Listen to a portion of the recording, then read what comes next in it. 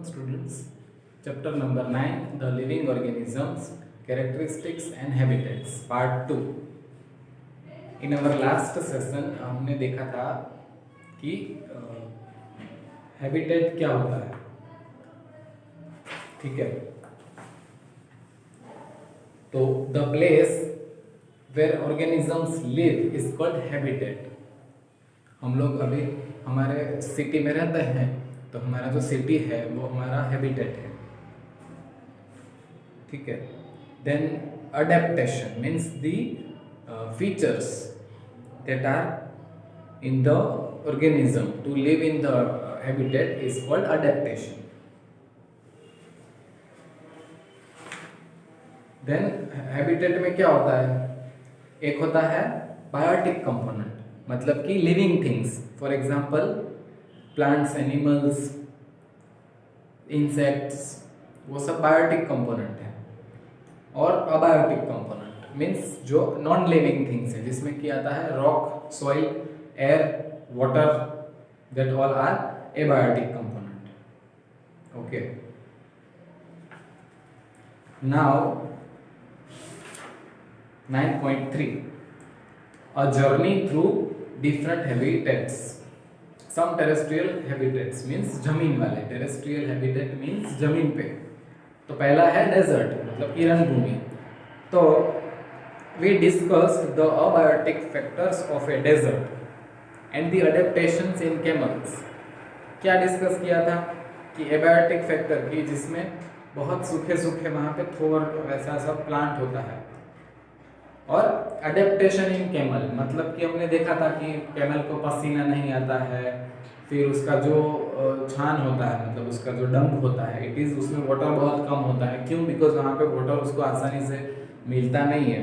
तो वो बहुत सारे दिनों तक कैमल विदाउट वाटर सर्वाइव कर सकता है, इसलिए उसके बॉडी में वाटर का जो यूज़ है वो बहुत कम है. What about other animals and plants that are found in deserts? Do they have the same kind of adaptations? There are desert animals like rats and snakes which do not have long legs that camel has, to stay away from the intense heat during the day. Camel में देखा था कि पाँव उसके बहुत लंबे इसलिए होता है बिकॉज जो इंटेंस गर्मी जो है रन का, उससे उसको बचाता है वो. क्योंकि सबसे पहले ज़मीन तपता है, तो ज़मीन का जो वहाँ पे डेजर्ट में रहती है वो इतना तपता है, अदरवाइज वो उसके बॉडी को गर्म लगेगा, इसलिए उसका जो पाँव है वो बहुत लंबा होता है. लेकिन रैट एंड स्नेक्स जो रन में होते हैं उसके में तो ऐसा है नहीं. Now to stay away from the intense heat during the day, they stay in burrows deep in the sand. वो लोग क्या करते हैं? फिगर 9.4 में आपको बुरोज दिखाया है, उसमें रेड एंड स्नेक्स रहते हैं, क्योंकि जमीन जो है वो तपता है. ये जो रन का जमीन है वो तप जाता है, लेकिन वो ऐसा खड्डा खोद के उसमें रहते हैं, तो उससे क्या होता है कि उनको प्रोटेक्शन मिलता है. इसमें यहाँ पे रेड होता है, स्नेक्स वो सब रहते हैं, इसको बुरोज बोलते हैं. बिकॉज ये ज्यादा जमीन जो है वो ज्यादा तपेगा, लेकिन इसमें इतना गर्मी नहीं होगा अंदर.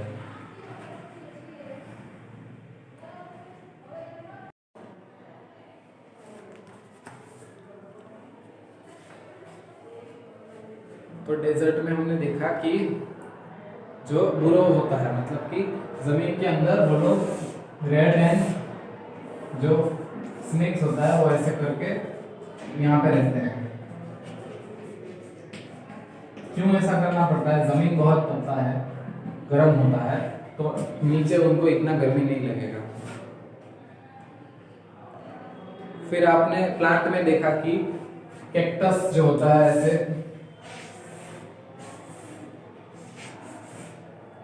ऐसे जो प्लांट होते हैं जिसमें पत्ते नहीं होते हैं बिल्कुल भी, तो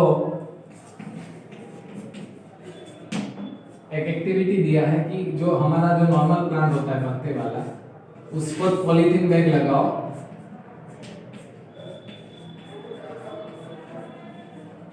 और इसके ऊपर पॉलीथीन बैग लगाओगे तो किसमें ट्रांसपीरेशन का पानी ज़्यादा, ट्रांसपीरेशन मीन्स लीफ में से पानी बाहर आता है, लीफ में जो होल्स होते हैं छोटे छोटे, उसमें से पानी बाहर वेपर के थ्रू वेपर फॉर्म में आता है।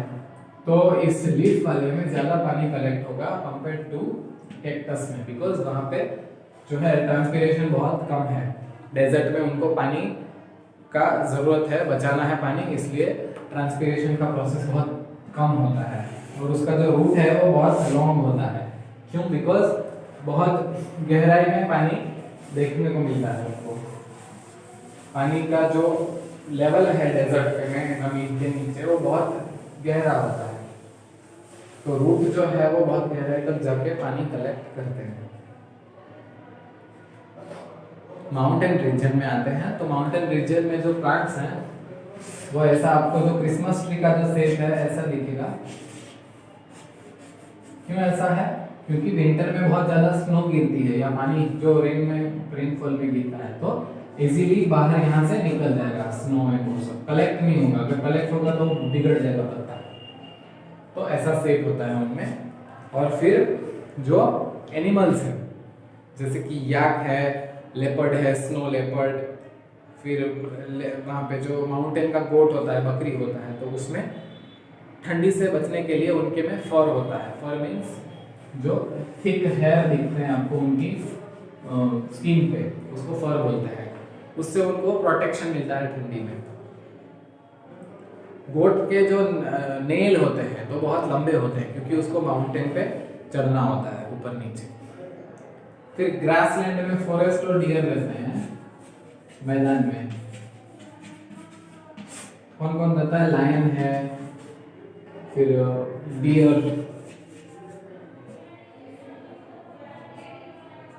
इसमें क्या होता है कि डियर की जो आंखें हैं वो साइड में होती है, लेकिन लायन की आंखें आगे होती है क्योंकि उसको शिकार को जल्दी से देखना पड़ता है शिकार को।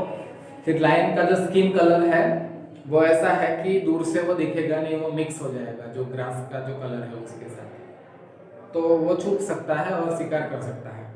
लेकिन जो हिरन है उसका जो कान है वो बहुत बड़ा होता है, उसमें क्योंकि उसको दूर दूर तक आवाज़ सुनाई देती है। और उसकी जो आंखें हैं वो दोनों साइड में होती है बिकॉज वो हर एक डायरेक्शन में उससे देख पाता है। उसके पैर लंबे होते हैं हिरन के, तो वो ज़्यादा जल्दी दौड़ पाता है जब शिकार करने के लिए सिंह आता है या ऐसा कुछ अटैक होता है। तो अभी हम लोग एक्वेटिक हैबिटेट मतलब पानी वाला हैबिटेट देखते हैं। तो पहला है ओशियन। तो ओशियन में हमने देखा कि फिश का जो बॉडी का शेप होता है वो स्ट्रीमलाइन शेप है, ऐसा शेप है। इससे उसको पानी में मूवमेंट करने के लिए आसानी मिलता है। फिर कुछ ऑक्टोपस और स्क्वेड ऐसे एनिमल्स पानी में रहते हैं, तो वो ऐसे शेप मूव नहीं करते, वो लोग जमीन, उसका पानी के नीचे जो फ्लोर है मतलब जमीन है उसमें रहते हैं। लेकिन जब उनको मूव करना है, ऑक्टोपस का शेप हमने देखा है कि ऐसा कुछ होता है, तो जब उनको मूव करना है तो वो लोग फिर स्ट्रीमलाइन शेप ले लेते हैं। ठीक है। फिर गिल्स, हमने देखा कि पानी का जो ऑक्सीजन है उसको यूज करने के लिए फिश में, ऑक्टोपस में गिल्स होता है, लेकिन डॉल्फिन और व्हेल्स में गिल्स नहीं होता है, तो उनके पास नोज होता है। Dolphin and whales have knows.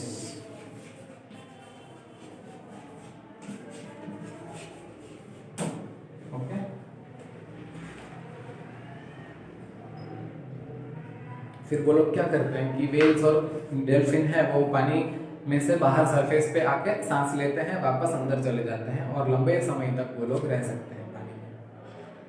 पोन्ड्स and lakes, दूसरा एक्वेटिक हैबिटेट। तो प्लांट होता है पॉन्ड में, हमने देखा होगा, उसका स्टेम बहुत लंबा होता है, रूट जमीन में होता है, पानी के नीचे जो जमीन है उसमें रूट होता है। स्टेम बहुत पतला, हॉलो, लाइट वेट होता है, और ऊपर आपको जो फ्लावर्स और वो सब दिखेगा वो पानी के बाहर दिखेगा। ठीक है, ये सब पानी है एक्वेटिक प्लांट्स में। तो फ्लावर और वो सब पानी के बाहर सरफेस पे, स्टेम बहुत पतला, हॉलो एंड लाइट वेट होता है, रूट जो है वो पानी के अंदर जो सॉइल है उसके नीचे होता है। कुछ कुछ प्लांट ऐसे होते हैं कंप्लीटली अंडर वाटर होते हैं, तो उसमें जो पत्तों का साइज है वो बहुत छोटा रहता है, डिवाइडेड रहता है, बहुत ज़्यादा पत्ते होते हैं। उससे क्या होगा कि पानी का जो बहाव है उसमें वो आसानी से रह पाएगा।